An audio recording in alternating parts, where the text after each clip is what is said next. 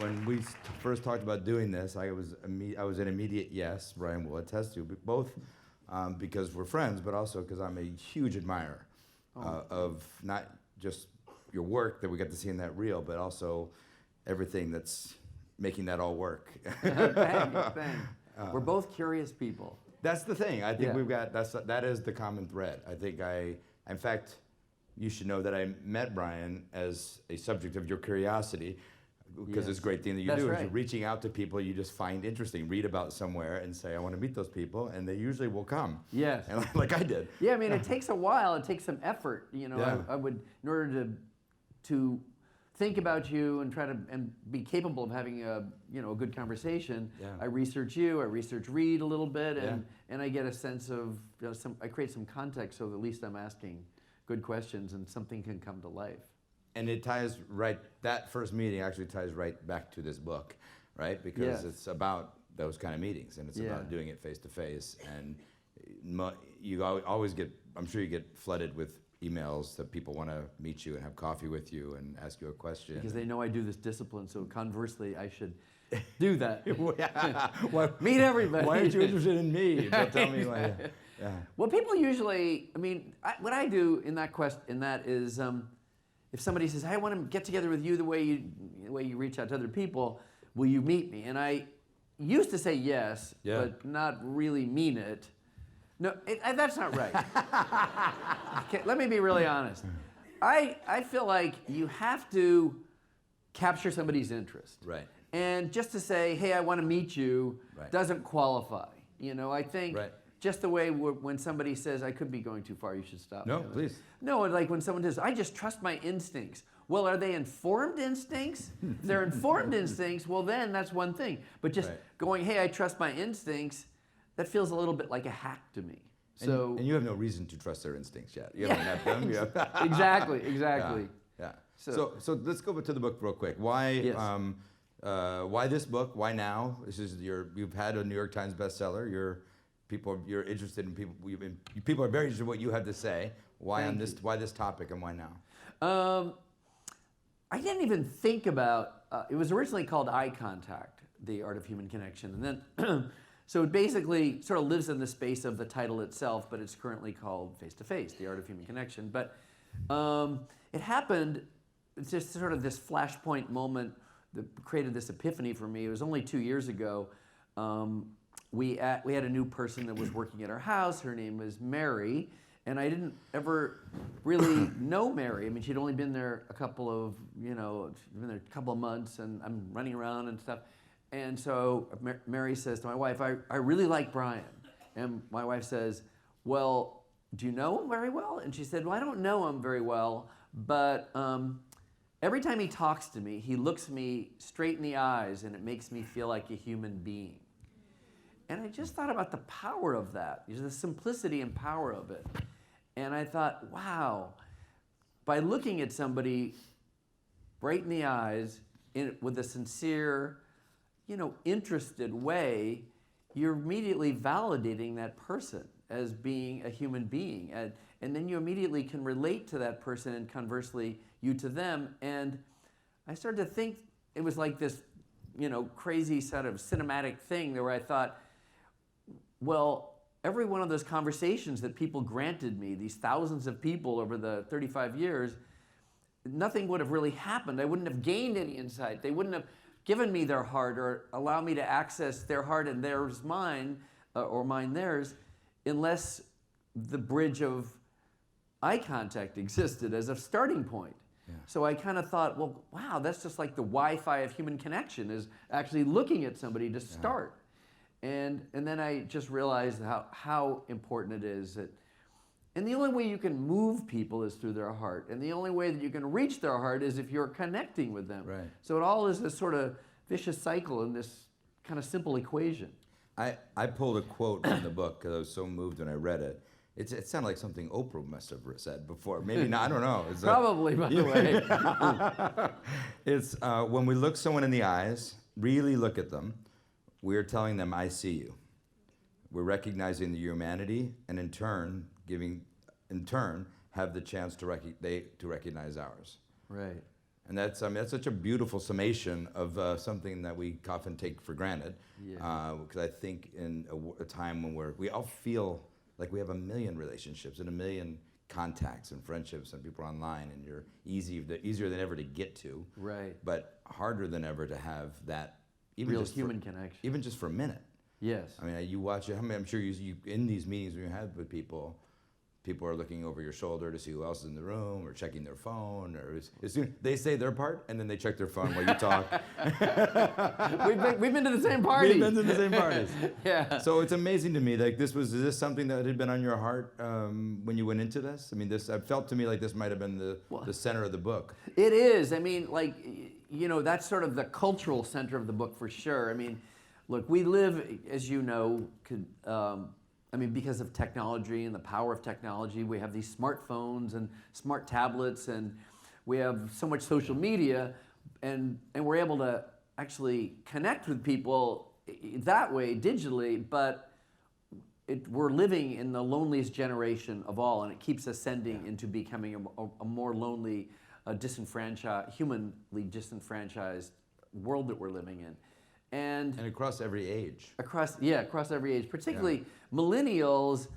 They've done polls that they admit that at least 25% of all millennials actually say that they are paralyzed by loneliness.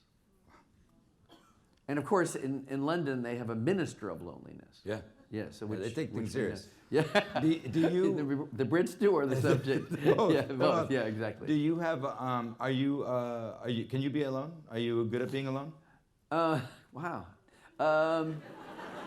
Some people are well, not. Some people no. have Well, a my hard daughter time. is here. She would say I cannot be alone. Yeah.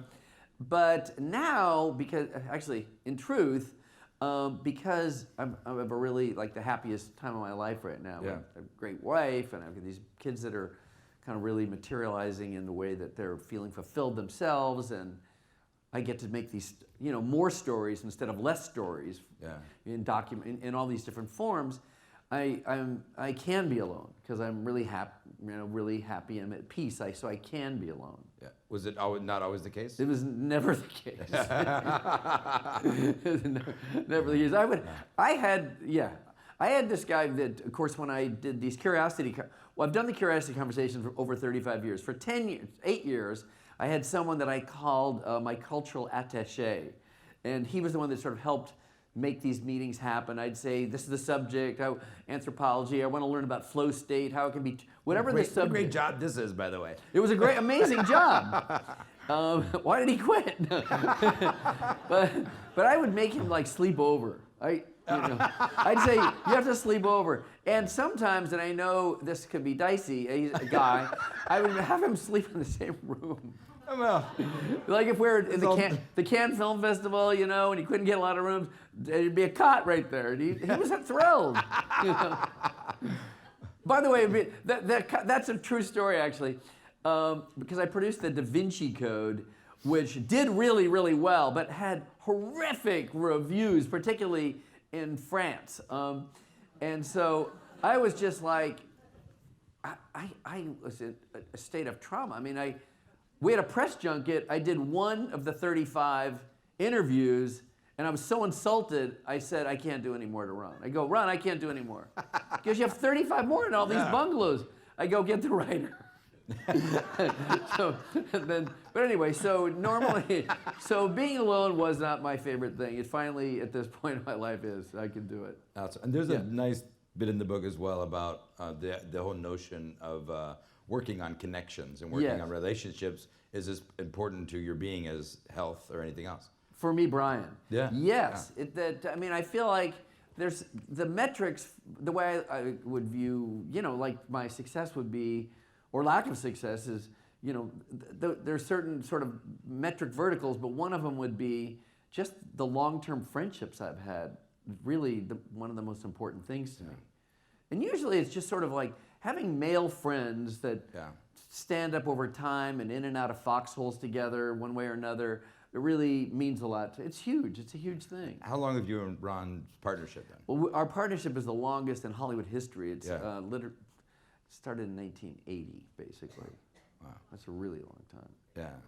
So. and you do have long friends. You have friends. Yeah, I do have friends. Yeah. I mean, but that I don't mean friends. I meant I was gonna finish the sentence. I'm sorry. Friends for a long time. Sorry.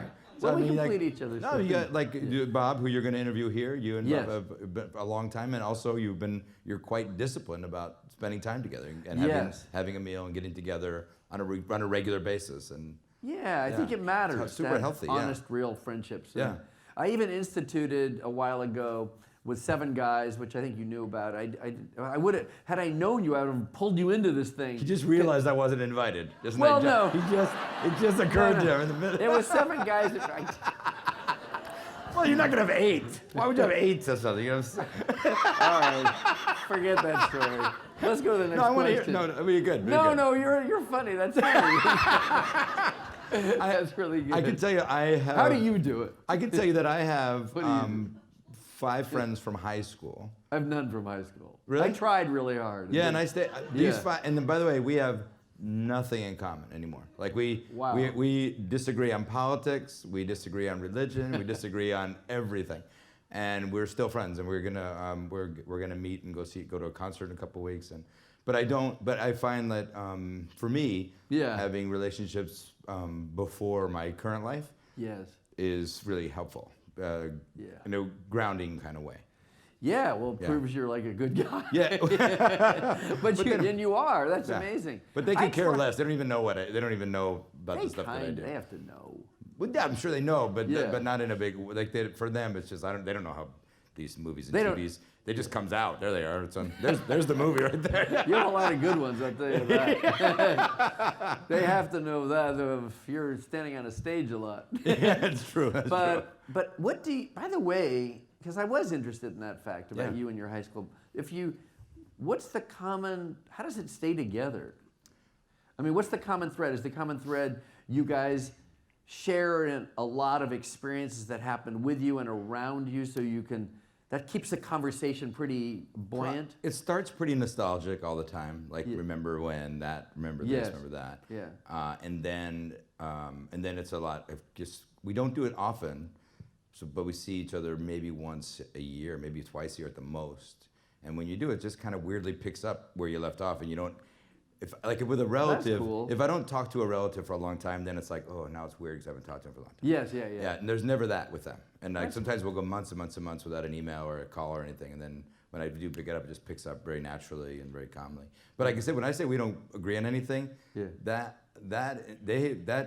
all live in Phoenix, and we all were pretty much grew up the same people, and they've become like very, very, very conservative, super conservative. How does that play? Really conservative.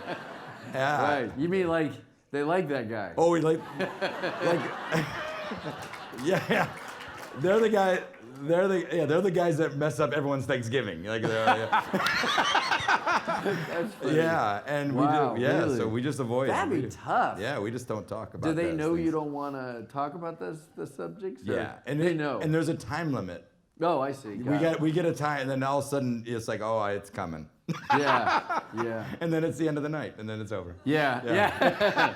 Yeah. No, I get it. I understand that. Yeah, but it's I find it part of the same thing about curiosity. Yeah. To me, why I don't turn that off. Part of it is that curiosity, because that's proof that these are people who I completely disagree with, who are decent people. I know that they are. They're cool. Yes. You know what I mean? It's not like it's not a good and evil. Right. They're just two people who really think of the world very, very differently. Yeah. Yeah. Well, that actually speaks to 2 points. One is that by having human connection, Yeah. you realize that we sort of all, I always realize that once you're meeting somebody in another country or, by going anywhere or meeting people that have disciplines that are way different than yours or occupations different, you demystify the language or the culture that they're in, but you realize that you have a lot in common just as a species, that you care about human respect, you care about love, there's certain things that you absolutely care about that we all access on. Right. People want to be safe. They don't want to be afraid of things. They want to have enough money so that they can provide. Yeah, I think we all want the same things. It's just have very different ideas of how to get there. Yes. But at the end of the day, when you boil, if you start from the place of someone you like and respect, then all the other stuff doesn't seem as toxic. Yeah. That make sense? It definitely does. So I want to go back to your story a bit, and where you kind of made this observation about about eye contact, and going back to school for you, even which was a struggle as a student. Yeah. And you found the lack of eye contact was a good shield. Right. A good way to stay good invisible. diversion. A good way to stay invisible. Yes, Yeah. exactly. So I think what Ted's referring to in the book, which I'm sure you guys will be reading tonight. I mean, I read it. I already read it. I did. No, I know you did. I'm always in favor of a joke, so I felt like you were saving one. Again, one. So anyway, so as a kid, I was acutely dyslexic, and so I couldn't answer any questions because they all required reading I couldn't read one word until I was about in the 5th grade, and so when the teacher looked in your direction and your feet in the field of where you were, I would look away, I would go to the bathroom, I would I'd even get in trouble. I would do the entire spectrum of things that were diversionary so that I could avoid the worst shame of all, which is to be called upon and asked to go to the board and, be completely incapable of performing, and then people would then talk behind your back, and that's not a good thing. So it caused me to be very resourceful, and then when I was able to sort of gradually read, which again was the threshold was around the 5th grade. Once I could start to read, I really looked at people, and I found that I could learn so much by feeling somebody's energy, by reading their body language or physiognomy, and because then you know whether things are working or not working, or they're holding your interest, and there's just so much information that you get when you actually look at somebody and you're, in that moment with people. And that is the thing that's pretty scarce right now, that I think is going to be, if one were to be very cynical, the acceleration of technology is going to cause so many things that only the elite might really be able to have the privilege of feeling, like joy and all that, because everything else can be manufactured in some way. Yeah. So anyway, and then by meeting with people, once I could read and talk to people, then I thought, wow, I could use them. They're like have these relationships, and I could learn so much more, and then I can create this sort of curiosity system, and I did that right after college. I asked myself a rhetorical question. The day I graduated USC, I said, did I learn anything? And I thought, no, I don't think I did. And I thought I must have learned something. And I thought, well, I guess I learned to cope with larger populations of people, because college is bigger than high school. And then I thought, I must have learned from one. Then I thought, okay. Then there was one teacher. I thought, this professor named Dr. Milton Walpin. It was a very popular class, like a class of like 250 people. And it was an abnormal psychology class, because I was in the field of psychology, and I thought maybe I should try to meet him. I never got to meet him, because no one really got to meet him in a class that size, and so I made it sort of a journey to meet Milton Walpin, and it was very difficult to meet this professor. So I eventually just waited outside his summer school class, and said, I'm the guy that has been calling and sending you letters. And he said, well, you already graduated, though. What do you want? What do you want with me? I said, well, can we have a quick cup of coffee? And then I turned that coffee into an hour-long conversation, and I realized that I learned almost as much in that 1 hour than I did in the entire class. And that's not to mitigate the class itself. It's just that in these really intense, focused conversations, you really do forget time and place, and you're really in the moment with somebody, and it becomes something kind of special, and people do share their valuable insights. They do get to a place where they become unprotected, and they tell you things that really matter, or this single moment that was a threshold moment in their career. And then conversely, if you're a good communicator, you share that. So you always want to share those gifts with other people. And I still, to that day, do a few things. I still, when I go to a dinner party or even a social event, I put it on my notes in my phone, 3 subjects, at least. 3 subjects. They just could be anecdotes to start a conversation if there's nothing to say, just to be interesting, you know. Yeah. And again, I think that I'm constantly bombarding myself with information in the hopes of, you know, creating a better curation system to tell stories, to gather insights that could be a fresh perspective on a subject that people think has been that's been traveled before, or even like Arrested Development, which was a favorite show of yours, Yes. which Ted championed and eventually got it and did Brought more it back with to life. Yeah, you did. You resuscitated it, and everybody appreciates you so deeply for it. But I mean, like, people didn't really want to do that show, but I said, don't you root for family to be together? And they go, these people are such big hooks. They're so unusual. I said, but still, I pitched a theme, you know, because when you fail at the story part with a network, then you say, okay, let's pitch a theme. Themes are irrefutable. They're unchallengeable. You don't root for love or family? So anyway, all those things sort of feed me. I want to come back and talk about pitches in a little bit, because I think it's such an important part of the business. Okay. But this is the other thing I really loved about reading the book was figuring out you and I have a lot in common. I know, and I didn't know that, actually. Our family growing up and all that stuff. Very bad. I was not a great student. Also, chaos at home. Parents always fighting and bickering, so it was always chaotic. And my grandmother seemed to be the only person on the planet who understood me or knew or was interested in what I was interested in. And I found like great confidence in my relationship with my grandmother, which is similar. The same thing. Yeah. Yeah, I mean, just to carry that further, because we haven't talked about it, you really just need one person to understand you. Yeah. And to validate you. Yeah. And that sounds like you had this grandmother. Yeah. That sort of my saw something special in you that other people weren't seeing until Reed saw it. It took a long time. A long time between those things. Netflix. But it is funny. It was just when I was reading through that thing, I thought, wow, that's a lot of I didn't know that you And then similarly too, for me, the way that curiosity played out was I thought I wanted to be a journalist. Because I love to. That's really exercising curiosity. I loved interviewing people. I loved doing the research, and then it turned out that I wasn't such a good writer. That's not good. Yeah, I had the same problem, incidentally. Yeah. I mean, I wrote a couple drafts of Splash. Yeah. But I really wouldn't let people see it because it wasn't good. I just wanted to create evidence so someone didn't steal it. But I too wasn't a great writer. But I would read my stuff and I would say, wow, if I didn't write this, I would stop reading right here. That's hilarious. That's great. But then it had end similar to when you staked out your professor. When I was doing this, when I was writing for the school paper. In college? Or high school?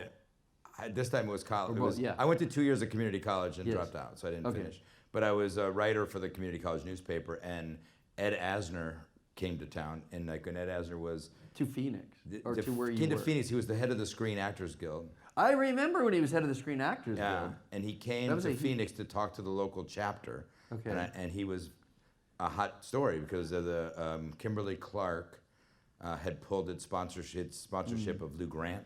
Remember? Wow. Because he was involved with the yes, I do. And all that. Yeah. So I said, I'm going to just see if I can get an interview with him. And I went to this meeting. It was in Scottsdale, and it was a really hot day in the middle of the summer. And the meeting, he's coming in, and I introduced myself, and he's like, oh, this seems like a nice kid. I'll give him an interview. So and he goes, but I tell you what, though, I got to go do this meeting. When I come out, I'll do it. I said, great. And the meeting took 6 hours, and I left, and then I came back. And he thought that I sat out there for 6 hours.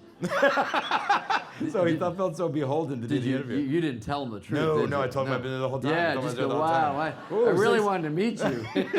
6 hours. That's crazy. But then he wound up having to leave because he was so late, and we did the interview over the phone, and you had some contact, a little bit of contact enough that he felt that you were.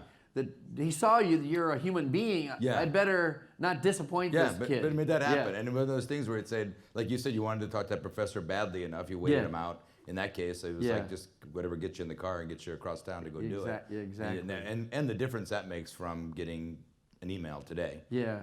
So. You know what? This is, I know you're, but it's like, these really odd little intangible things are so critical to our success in a way, and that we both do really love people, and I think we both value goodwill, right? Yeah, for sure. And sometimes people, I'm sure, often they'll say to you, like, Ted, you're so successful, you're killing all these shows, and da da da, or and to some degree that would periodically happen with me, and I'll go like, but we know that success is not a straight up trajectory. Yeah. And you with goodwill, people forgive you for things that don't work. Right. And they see the good side. It's so slight, but yet so important. Right. And if you get forgiven on the things that don't work, and not just dinged out because you're not a good guy or something, and they forgive you, then you get a chance at bat again. And then that is often when you get that movie or TV show that does work. Right. And goodwill is really comes in the form of being a human being, and believing in karma. Like just, and this is true. It's again a slight digression, but I really wanted Ted to do this. He was the first person and only person I asked to do this because I met Ted a very long time ago, and he always is that guy that is. He's genuinely interested in people.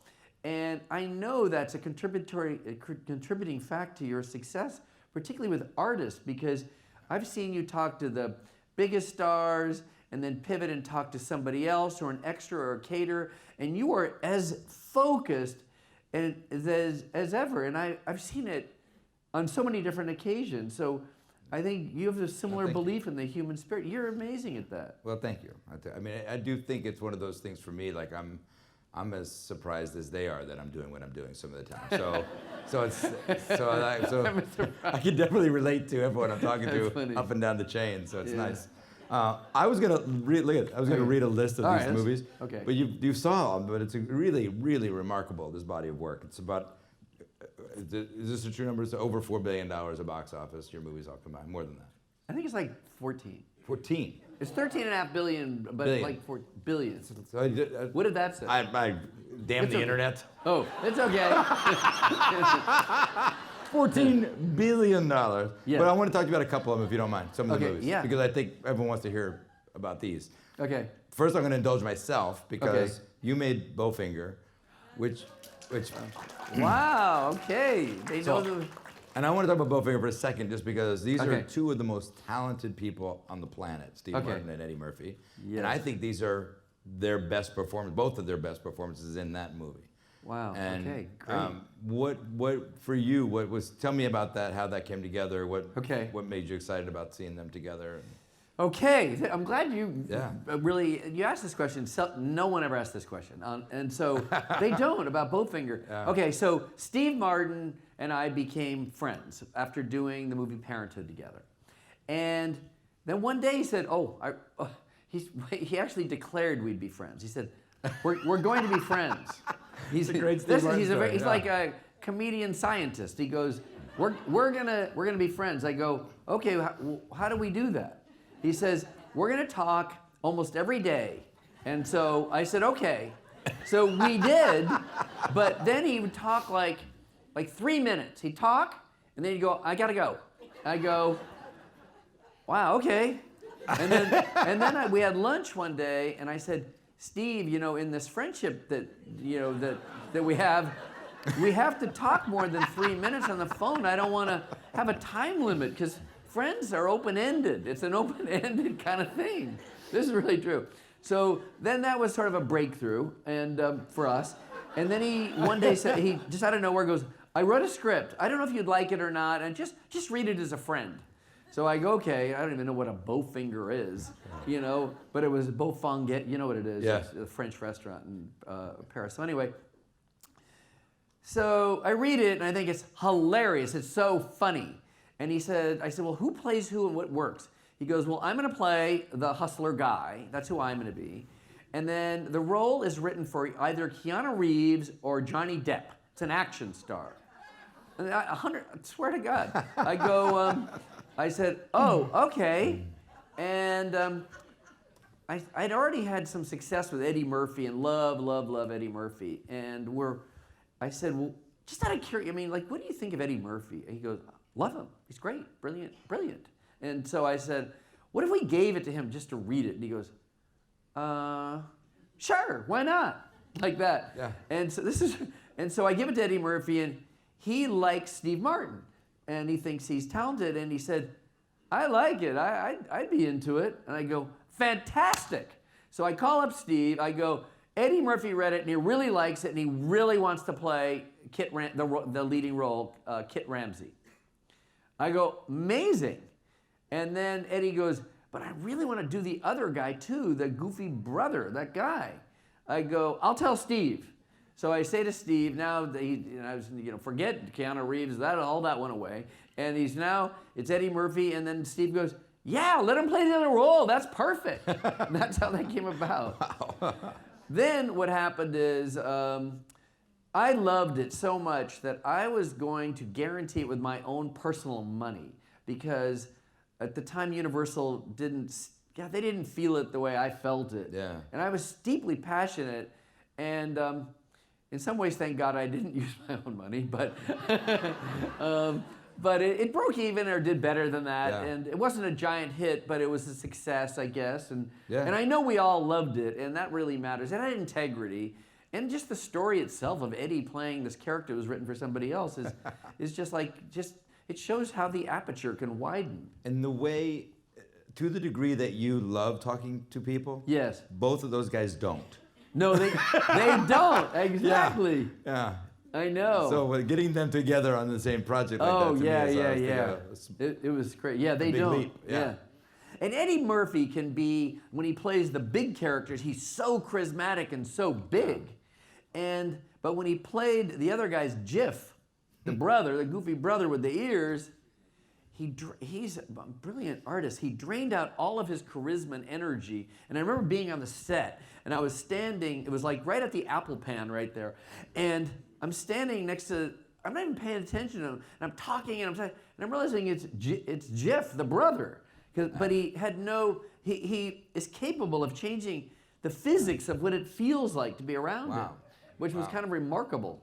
That's cool. I'm a huge fan of that movie. I think it's both of their best performance, and it holds up. Let's cook up a series together. Let's do it. That's a series.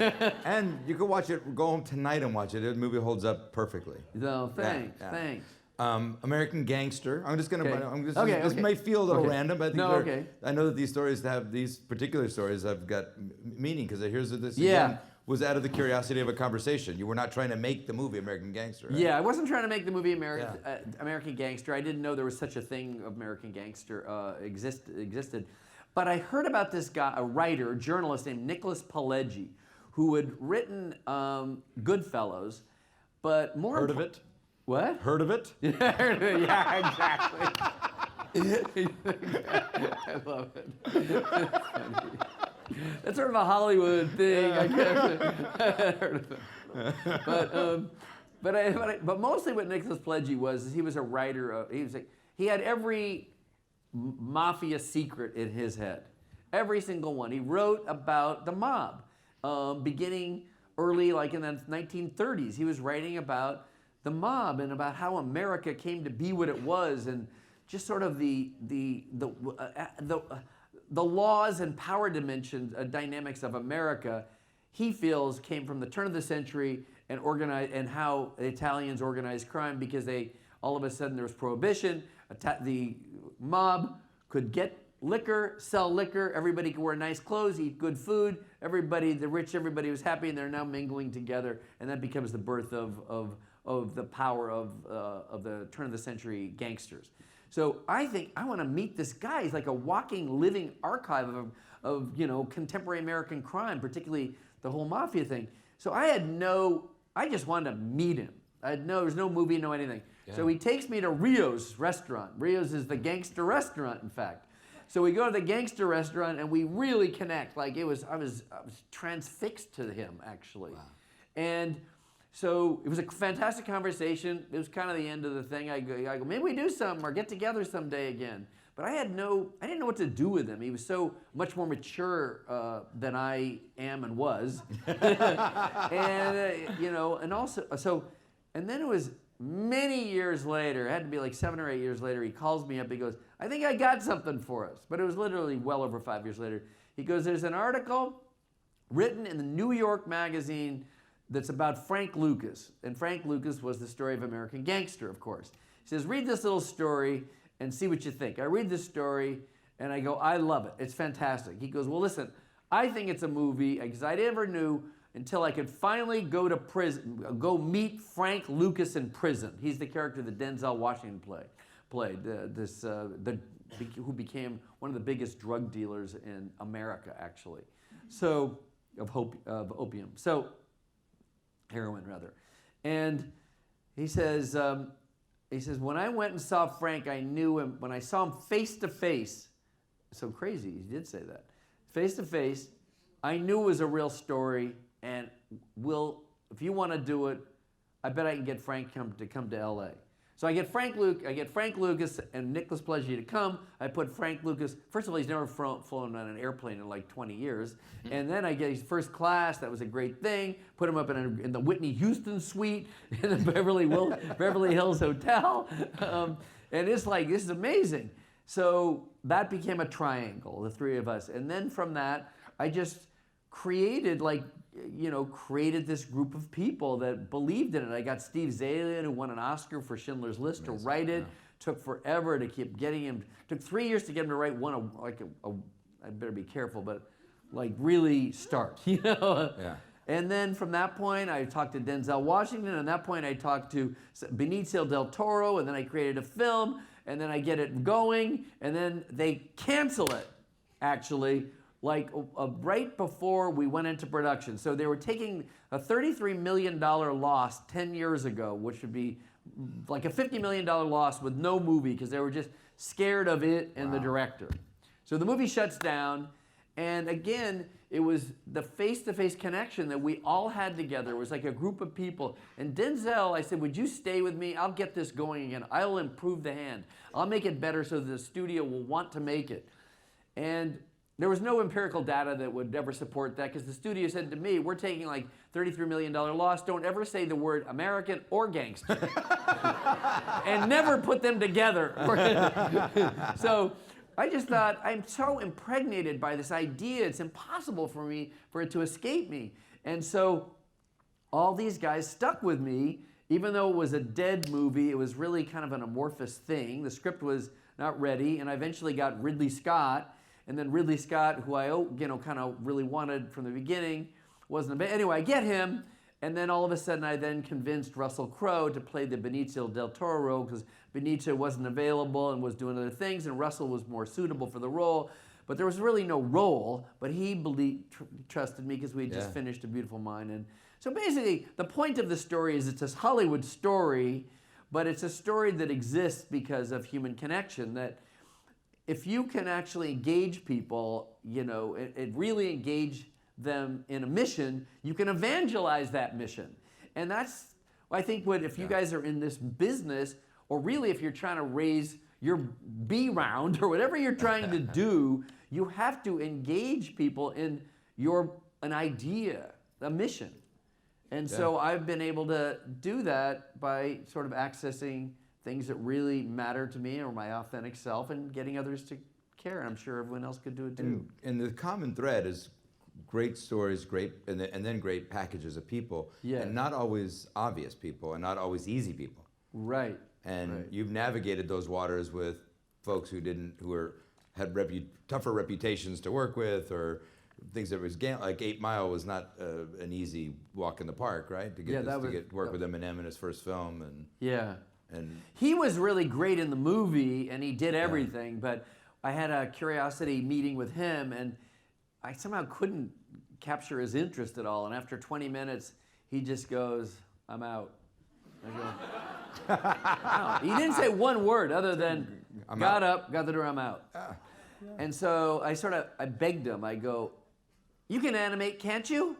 Like, I just didn't know what to say. So animate's not an important word. It's just the word I said. And he looked at me kind of mad at me, madder than he was even leaving. And then, but for some reason he came back. I guess he felt my desperation or desire or something. And he basically was able to tell me. I asked him, like, how'd you grow up and what's, you know, and he basically explained how he grew up and what was going on, and which really became the architecture of the movie 8 Mile, and that was the hardest part of all. Yeah. But it was a great, and he ends up winning an Oscar, the only rapper to ever win an Oscar for a song. But also you were at the beginning of that. Yes. It wasn't like this was you were cashing in on the current craze. This is something you really. Yeah. I wasn't. Yeah. And what gives you the courage to do something like that? Meaning the studio probably wasn't any more happy about that when going in. No, they weren't happy about that. Well, that came about because I met Old Dirty Bastard about 10 years before that. So 25 years ago, I meet this guy, Old Dirty Bastard. It all came from just meeting one person. Yeah. ODB. So Yeah. I was in a taxi cab traveling, going from downtown to midtown, and there's Howard Stern was like talking to a guy, and the guy goes, "Don't you dare call me that. My name is Old Dirty Bastard." You know, like he was angry with him because he didn't call him Old Dirty Bastard, which to me I thought was an insult. But and so I think I got to meet this guy that insists on being called ODB, Old Dirty Bastard. I have to meet him. Yeah. I found a way to meet him. I was supposed to meet him in his studio, but I don't even know if there was a studio. I met him on a sidewalk. And that was true. And then I just thought, like, wow, this guy's so interesting. And then it sort of turned me onto the whole idea of the Wu-Tang. And then... Which is now an incredible series. I know, I love that you saw it and like it. No, it's really if you great. like it, I mean, that vets it out A as scripted cool. series on the legacy of on the and legacy, history on the of creation the of this, Wu-Tang Clan. of this band of felons, you know, and how they became successful and unified. And actually the thing that's distinguished, really turned me on about the Wu-Tang, you know, the show or the Wu-Tang Clan itself as a band, is that they integrated in Eastern thought, that they were able to like import from, you know, these martial arts films, these corny films. But then the RZA wrote a book called The Tao of Wu. So when I saw ODB, met him, then I made, then that got me sort of in that culture. And then a couple things happened. One was the editor of the New York Times that said to me, because I was with the editor of the New York Times, and he said, not with him with ODB, but he said, what are you doing? I said, well, I just met this guy named Old Dirty Bastard. What's that? And so I tell him what Old Dirty Bastard is. I said something about that it's an important part of our culture now, is like East Coast hip hop. And he said, I think it's a fad that's going to trend, or a phase that's going to trend away, and it's going to that it's an inferior subculture. And I said, I think it's the culture itself. And he didn't think so. And so we disagreed on that, and I thought, well, I'm going to try to prove him wrong through some sort of weird cinematic equation, which became later this 8 Mile movie. and then the RZA, I put him in as an actor in American Gangster. That's when I got the Tao of Wu, and then I thought, maybe I should do the Wu-Tang Clan as a series, and that became that. And That's awesome. Incredible. Anyway, bunch of And endless amount of sort of stories. Yeah, 8 Mile. You want me to ask you a question? In the category of upcoming, we could talk about when we're working on together. Oh yeah, let's do that. Hillbilly Elegy. You want to say it? Sorry? Well, I've been talking so much. No, I love. They came to hear you. You wrote. First of all, you wrote a book. I've never done that. Well, I wrote this book. Yeah, I wrote this book. Well, Hillbilly Elegy, and I'd love it if you want to talk about. And by the way, I'm not a professional interviewer, so if there is a time thing, at that point, just somebody yell from the back that it's time to take questions. It's very true. I mean, you're usually being interviewed, so I was so glad you said yeah. So I read the book Hillbilly Elegy. Ron and I read it. How many folks have got a chance to read that last year? So. Yeah. Oh, good. Okay. Yeah. To me, okay. So it's about this kid that grew up in this very, troubled environment, basically the Appalachians. So he grew up with very illiterate people around him, a very improper education, and and mentally and physically abused as a child, which caused real trauma in his life that he still is still problematic for him. But he ended up went to the Marines to get respect, and he didn't know what to do. Ends up going into Yale, and then graduates Yale Law School. And he's a very successful businessman and successful human being. But he and was thinking of running for Senate, by the way. I don't know if you knew that. But I just thought it was therapeutic. I thought his story was really interesting, and it leads to triumph. And I love underdog stories more than ever. And particularly when they can be converted to something that's aspirational and real. And again, I just thought I related to it. And then there was a lot of people bidding on it, and Ron and I had to lobby J.D. Vance and everybody because everybody was kind of piling on to grab it, and we ended up getting it. We paid for the script ourselves so that we, but I remember you and Reed being interested early on. I think we might have met. Did you meet JD at the same time at Allen? Well, no, that's when we were already doing it. And okay. So I was. What happened is, well, what really, yes, yeah. Yeah. Well, JD, we were having lunch, and then you and Reed sat and had lunch with us. Sat with us. Yeah, I didn't know if that was your first time. That's the first time I'd met him. So no, we were already doing it, and I didn't even know JD would be there. All of a sudden, I see JD. You want to have lunch today? Yeah. And then that's sort of how that happened. And so, how did it affect? Well, how did it affect you? You ended up buying it, and we just made it, and it's going to be a great movie. Yeah, no, I think it's amazing. It's going to be an emotional epic. We just finished shooting it, and it's going to be incredible. I think it sells. For the folks who have read the story, you already know, but it's I think at the time it came out, it was particularly potent because of the time of the kind of the division of the country, and yes, and it really did tell a story that's undertold in the yes. So that's what I was excited about, and then you of course assembled this incredible cast and Ron directing and Amy Adams, and it's going to be incredible. And Netflix is a great place. They're very, very, very, very supportive of artists. So if they like the thing or the person or the reason for doing it, from day one you're that way. You guys are still that way. You are very, very supportive of art. And all these intersections, like Steve Zaillian, who wrote American Gangster, just wrote Irishman for us. It's gonna. Oh yeah, of course. Our next Scorsese film, and Eddie Murphy, of course, is just Dolomite, which will be coming Dynasty, out Dolomite. in a couple weeks. Or the fact that you did, you could correct me if I'm wrong. The fact that you championed Arrested Development, got. Created a relationship with you and Jason Bateman, where you guys both respected each other and everything. And now you have this hit and acclaimed TV series. And he won an Emmy for directing Ozark the other night. It was great. Yeah, right.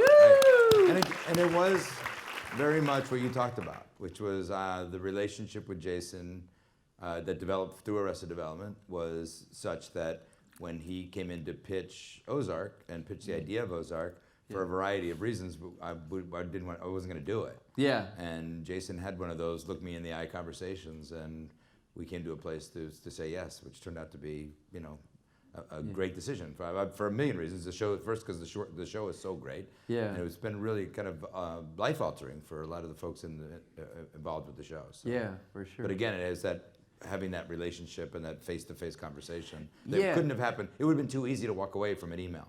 Yeah. Okay. The other thing that I just want to point out that I think is relevant, I think for both of us, is that when you have conversations where they're not transactional, where you're not, like a lot of like when I talked about Nick Pileggi, it wasn't a transactional conversation. It didn't have any ambition to it, where there's something was to transact. Yeah.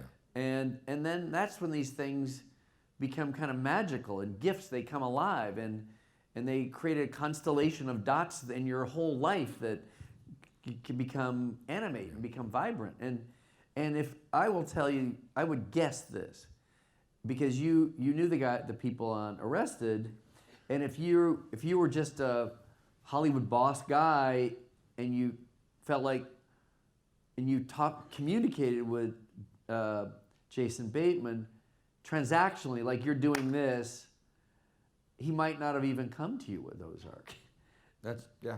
I mean, and you wouldn't have been open-minded. I mean, the whole thing those channels wouldn't have been open from either side. It is true. Yeah. And I think, by the way, your partner, Ron, the origin of the Arrested Development reboot was literally a casual conversation. I know, I remember that. Yes. It was an NBA All-Star weekend when it was here years ago, and I just literally said to Ron, in trying to come up with something to talk to him about, how much I loved Arrested Development, and we should talk about putting it back on. I would do it on Netflix in a second. And then he'll give me your number. And I literally had no expectation of anything. And the next day, there's a call set up, and it's Ron and Mitch, Wow. and we had a conversation, and within 3 days, it was go. It was a go. So Wow. we're doing it. So. That's great. Okay, we are going to open this up though. Because, Okay. And then when we want to end, I want you to end by telling me this great story about Apollo 13, and I also want to give everyone here just a second of your insights around pitching, because I think pitching is the art that nobody knows. Kind of how it works. Yeah, and then no one teaches it. Okay. And people I've seen it every day, and I think I've seen it really horrible, and I've seen it unbelievably, and I would love to hear your secrets of pitching. But first, let's go to open up a little bit. All right, real quickly at Live Talks LA, just a reminder, questions typically start with a W or an H and sometimes a D. There is no such thing as a two-part question, and tonight only Ted gets to ask the follow-up questions. I thought that was a recording. I like this. I didn't know there were rules. We know the rules. We're just newcomers here. Hey, Brian. I feel that you are a creative producer, and creativity can be such a lonely process. And if you think with that respect, how do you handle that being creative in your producing while you have had issued with being alone? Oh, okay. How do I? Well, I guess. Well, first of all, again, I don't feel so lonely, but yeah, in the past, you mean? How did I? Yeah. I just try to stay really active. I build in actual mechanics into my life, like actual, it's just like exercising.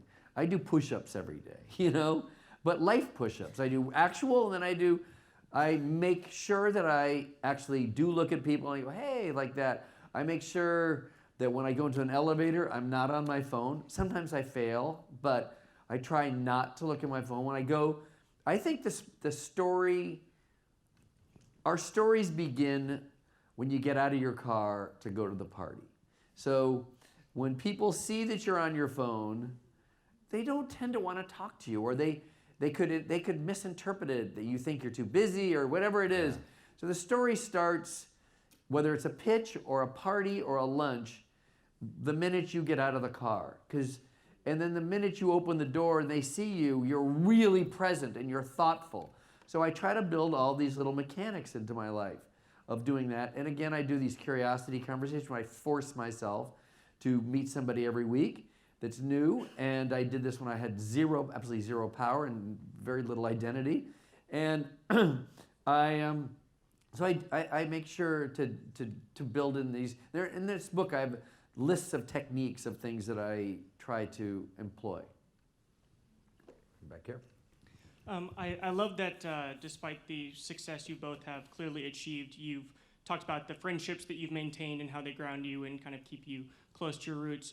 Brian, you were going to mention something about like the 7 friends that you have, and I would just love for you to finish what you were saying. Now I'm very curious. The 7 friends thing started about 20 years ago, before we met, correct? Fair enough. Okay. Could have been 18 years ago, but still. But anyway, it's getting close now. Anyway, I just thought that guys that are successful and very ambitious, they become disenfranchised from one another. And there was a bunch of guys that I liked, and that someone named Tom Freston we liked. And I'm kind of the guy in the group. It all goes down to a junior high school paradigm. Are you the guy that gets picked on? Are you the guy that picks on people? Are you the enthusiast? There's an archetype. And I'm the guy that always says yes. Yeah, let's do it. Like if something scares me, which can be often actually, I will just do the thing that I'm afraid of immediately. And just trust that, that there's not going to be a horrible consequence. So in that group, I said to Tom Freston, if you can think of the places, first place was Cuba, and we spent 6.5 hours with Fidel Castro. That was kind of an interesting moment or event. And then we went to the Amazon, we went to a bunch of places. So we just made a point every year to go one place, these 7 guys. That was it. It was a discipline. It was literally, again, just a discipline. A forcing function for you. Force yourself out. Forcing function. Yeah. Thank you. Yeah. Back here? Yeah. I just wanted to follow up on the forcing function or the discipline that you talked about. Can you tell us a little bit about when there's been periods where maybe you've fallen in a rut or you haven't been able to do it on a weekly basis? What are some of the disciplines or the mechanics that you do to make sure that you sort of have been consistent over such a long period of time? Thank you. Okay, I want Ted to answer this too, if you wouldn't. I mean, I'd love it if you answered. I'd like to know this stuff from you. I wish my thing is, now I travel a lot. So we have Netflix is all over the world, and we're producing all over the world, and we have offices all over the world. And I found that the saving grace for me is those long plane rides. I can get so much done where because it's figuratively and literally shut off from things. I'm in a tube for 16 hours, and I get a lot. I get so much done and caught up in those flights that I really, So I don't have like a daily. I got to do this one, but I do find that. But you kind of know you're doing a lot of flights, so you know you can really. I regiment what I'm going to do on the entire time. How much I'm going to sleep, how much I'm going to be on. I'm going to read. How much I'm going to be on email. Right. I really go into the flight with an agenda. Right. Even if I'm the only one. I mean, So I think it's that's my only kind of regiment that I force myself to. For me, you asked how do I do? Well, if you read this book, you'll see. Yes. Well, you will. I mean, it's just like how do you do it? I live. Okay, so when you start from a place where you know what shame is. So now you're in this relationship with shame when I was a kid. So everyone knows what shame is, even if they have a different life than me, you know what it is. So you create systems for shame avoidance, right? And they don't even have to be, they can just be primal things, or they can be real systems, like where you're actually looking at it objectively going, wow, I will avoid shame if I do the following things. Oh, I might even succeed if I do these things. And so you just look at it like that, just map it out. I mean, again, like I was like an F student. Everyone can do this. Well, it's funny. I find, and I know you do this a lot, but like I'm fascinated how thoughtful. I mean, I think I'm pretty thoughtful. I think you're pretty thoughtful too. And there are people. I'll tell everyone a secret. Jimmy Kimmel's like one of the most thoughtful people on the planet. Like really? he will drop something out of thin blue, out of the air that you didn't see coming. A little gift or a little note or a little something that for no reason. Yeah. Better than anyone I've ever seen. I don't know how that. Wow. That, and I'm sure that's something that he says I'm gonna. There must be. He built it into himself. It's got to be built into your own regimen to do it. Because I always think it's like he always does that thing that I wish I'd have thought to do. And if I had another minute, I would have. You know what I mean? Yeah. But I think being able to force yourself into like you said, it's easy. I don't mean this to be for a gender stereotype thing. I think adult women typically make friends much easier than men do, and manage friendships better than men do. Wow. That's been my experience. I don't mean that's true. I don't know. I don't mean that. You're probably It has just right, been my experience, and I would say that the idea of having, because we're not good planners, all that kind of stuff. No, we're not good planners. I know that. Yeah. So I just think in a lot of different ways, it's a good thing to ask yourself out loud, look in the mirror. Have I talked to Joe this month? Yes. That kind of thing. I agree with you. Yeah. Brian, thank you so much for both of you for being here. I just want to say, because of you and your last book, I actually started hosting my own curiosity dinners every week, and it's changed my life and the life of many of my friends that are women of color, going to what you're saying as well. So I'd love to know, is there a person now that you wish you could have a dinner with that you just quite haven't grabbed? And can we have you at our next dinner? Maybe. I mean, send the email. Let's see. I'm predisposed.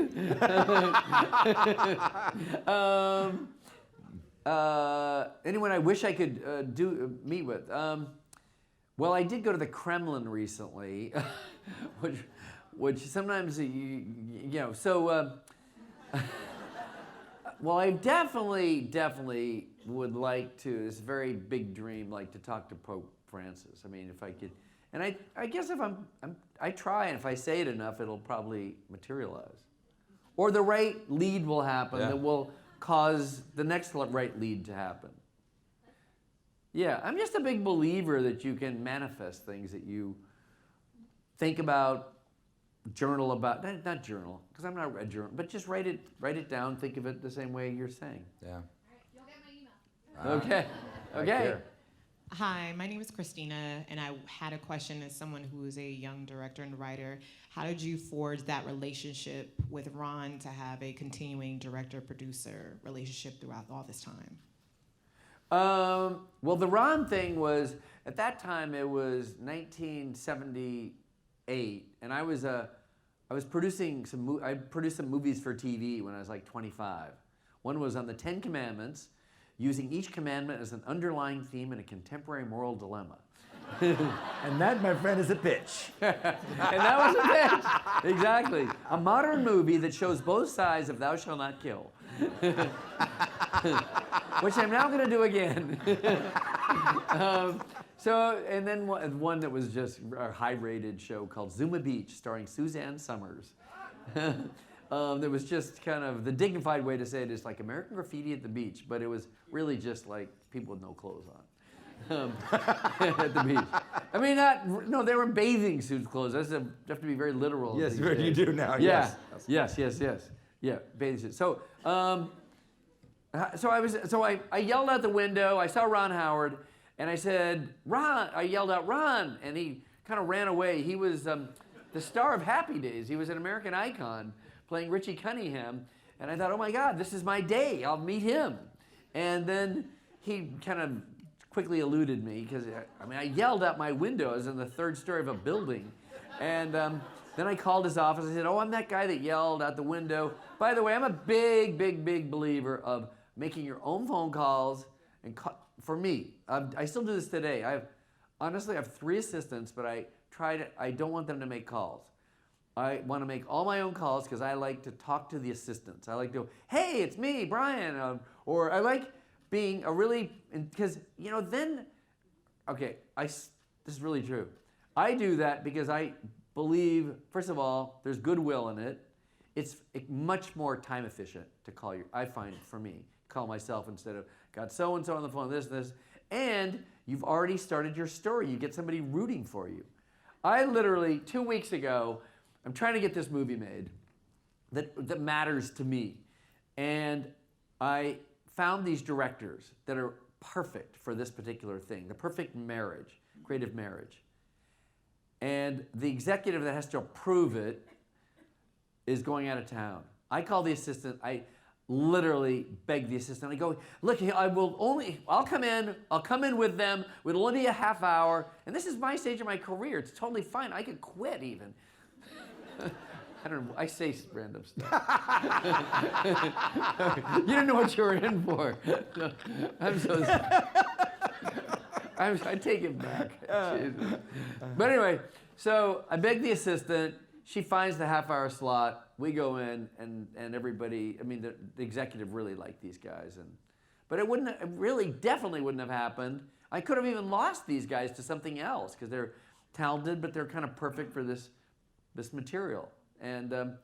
But it sort of begins kind of that way for me. Awesome. Well, Do one question in the back and then turn it over to Ted. okay, to perfect. close. Yeah. Hi, Brian. My name is Cherise. Over the years, as I've seen you, made one of the no things that I've mistakes noticed ever. is your. Oh, No, sorry. okay. One of the things I've noticed is your signature spiky hair, and I was just wondering, when did you start that style, and what were you? What's the significance of it, and how did that come about? Okay, so it started about 20 years ago. Because what happened is I was making successful movies. I was actually only did comedies. I wrote some stories and some scripts, but I made only comedies, starting with Night Shift and Splash and Parenthood and all the Nutty Professors and Liar Liars and all this stuff. Anyway, the point is, but I felt like I needed a hook, but I couldn't do the hook that the other producers that were my peers that were successful. There's 4 other guys. They all had beards. I couldn't grow a beard. So I couldn't have a beard, and I don't have a bad temper. So I couldn't throw stuff at people. Those were taken. Those were Those invitations were taken. That's very funny. were taken. So okay, so those were taken. So I thought, I don't know. And it just happened that I was in my swimming pool with my daughter Sage, who's actually here someplace. And I popped my hair up, and my daughter Sage goes, "Hey, that looks good," something like that. Gave me encouragement on it. And I thought, let's try it. And so we tried it, and I popped it up. My hair was very high, too. Like, I had a lot of it. And so I did it. I put a little gel in it. I did it the next day at work. But again, it was really high, and I could tell it was the perfect litmus test to know whether somebody actually hated me or liked me. And it became this kind of like in a bell curve. It was like this. So there was one side, there's like about a 15 on the lower side of the 15% side of the bell curve would be, some people thought that was cool. Then there was the other side thought, what an asshole this guy is. That was extreme. But mostly it was just like, why is he doing that?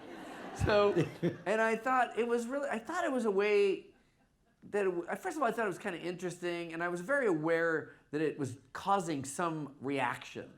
And I did kind of think, like, maybe I'll just bring out the truth in people that I'm interacting with more quickly, you know, because if they really like me, then they'll be okay.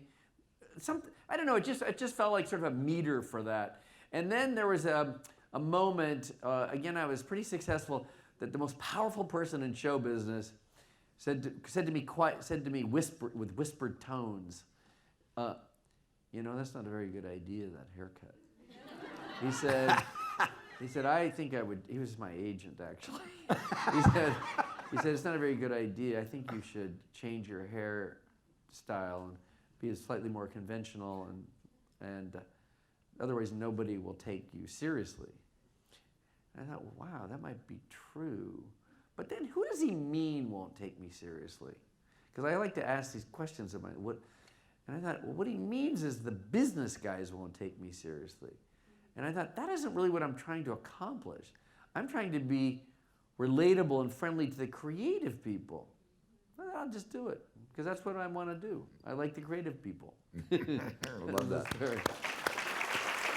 Well, I know that we're overdue, right? We're overdue, yeah. We're overdue. We're overdue. So if you guys are okay, I just want to, first I want to, just true or false. Oh, wow, you got to. Just true. Yeah. Do you leave framed pictures of yourself in people's homes? Yes. Yeah, I do. Yeah. I'm going to let you elaborate on that. Oh, I see. Oh, got it. I was going to do just true or false, but that's sorry. too great. Okay, so I haven't left one in your house because I know. I've come so close to getting to your house. I'm You've not, invited me. I'm not invited with the friends thing. I don't get the picture. Well, I got to go to your house. Just kidding. So, okay. Well, okay. So for 20 years, sort of like the hairdo in a weird way, I believe these little heart-shaped pictures, you know, they're in these little, they're rhinestoned, embedded. They cost under $2. They used to cost $1. Now they're about $1.75. You get them at this, what is the Rite Aid, actually. And little plug for Rite Aid. Why not? Should have done the gel. Anyways, so they're little hearts, and I'm in a very kitschy like that, you know, way, and I leave them. But it started off, I left it at someone named Marvin Davis owned 20th Century Fox at the time. He was a big oil wildcatter guy or something. And I left it in his house at a party that I was so fortunate and privileged to go to. And I put it amongst the pictures of all of these dignitaries and presidents and his grandchildren. And he felt like I insulted him, like I took, you know, he was so mad. Assistants called me. Mr. Davis will never invite you to the house again. And, you know, you will never come here again. And then if that wasn't enough to scare me, he himself called me and goes, I hope you got a call from my assistants because that was the worst thing. How dare you do that? He followed up, he was so mad. Yeah. He was really mad, so I thought, I should probably do that too. So now I always leave a framed picture of myself. I left 3, Rupert Murdoch has 3 houses. I left one in all 3 houses. I really did. the other true or false I was going to ask was that you took over on your own. You took over an office very early in your career. Oh, yeah. You moved yourself into a great office at Warner Brothers and refused to leave. Or Yeah. Is that a true story? True story. True story. Okay, so I just graduated college. I get this really easy, super cushy job. It was called cushy job.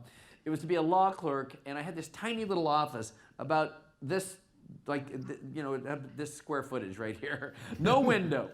But the guy that I worked for had worked for Jack Warner, and he was like 80, and he was cool. And I didn't have very much to do in this job as a law clerk, but down the hall, there was a giant office, at least 4 times as big as my boss's, Peter Connect.